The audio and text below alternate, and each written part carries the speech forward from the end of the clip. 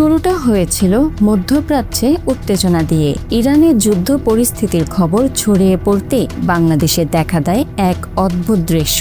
Petrol পাম্পে লম্বা line, যানবাহনের সারি যেন শেষই হচ্ছে না।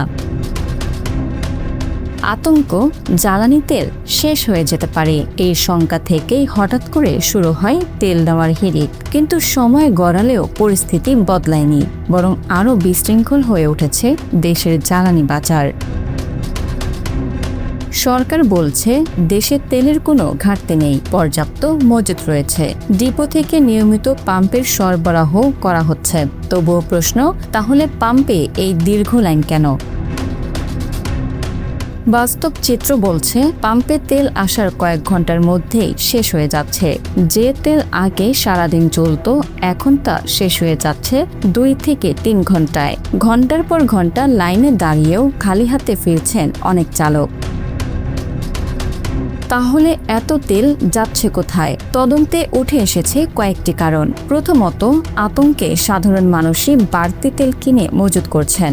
একজন ক্রেতা একবার নয় কয়েকবার এসে ট্যাঙ্ক ভরছেন, এমনকি বোতল বা ড্রামেও তেল জমাচ্ছেন। দ্বিতীয়ত, একটি অসাধু চক্র সক্রিয় হয়ে উঠেছে। তারা বিভিন্ন পাম্প থেকে তেল সংগ্রহ করে মজুত করছে, আর সেই তেল আরও বেশি দামে পৌঁছাচ্ছে সাধারণ মানুষের কাছে। শুধু তাই নয়, অভিযোগ আছে কিছু ক্ষেত্রে বাড়তি টাকা দিয়ে পাম্প থেকেই অবৈধভাবে তেল সংগ্রহ করা হচ্ছে। অর্থাৎ সরবরাহ ঠিক থাকলেও বাজারে তৈরি হচ্ছে কৃত্রিম সংকট।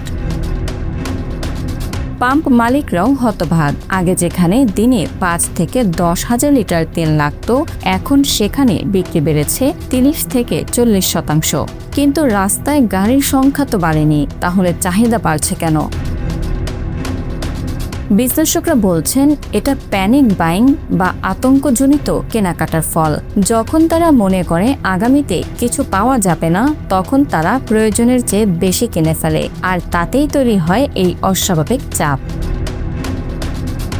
সরকার ইতিমধ্যে অভিযান চালিয়ে লাখ লাখ লিটার অবৈধভাবে মজুত তেল জব্দ করেছে। তবুও পুরোপুরি নিয়ন্ত্রণে আসেনি পরিস্থিতি, কারণ সমস্যা শুধু সরবরাহে নয়, সমস্যা মানুষের মনেও।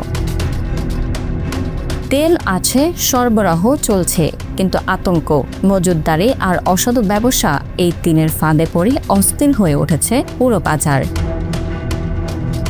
Bangla affairs news desk.